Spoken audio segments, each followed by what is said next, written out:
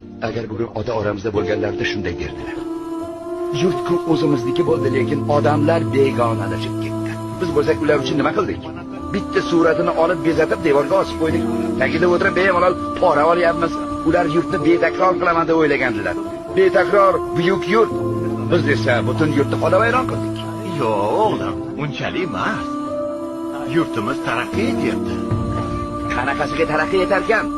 Quvur bor lekin suvi yo'q, sim tortilgan lekin to'q yo'q. Yo'llarda mashina kam, piyoda ko'p. Yo'lkalarda yurolmaysan, do'konlar to'sib qo'ygan. Poyezd bor, ammo oldindan chiptaga buyurtma berishing kerak. Kasalxonaga borsang bo'sh joy yo'q. Joy topilsa hol so'raydigan doktorning o'zi yo'q. Arz qilaman desang eshitadigan biror kishi yo'q. Boshliq oldiga borsang yordamchisiga jo'natadi. Yordamchini so'rab borsang majlisda bo'ladi. Mabodo uyiga kirsang hammomda bo'ladi. Agar topgan taqdiringda ham ariza ber deydi. Yana 2 nusxada keyin arizang aylana boshlaydi. Aylanaveradi.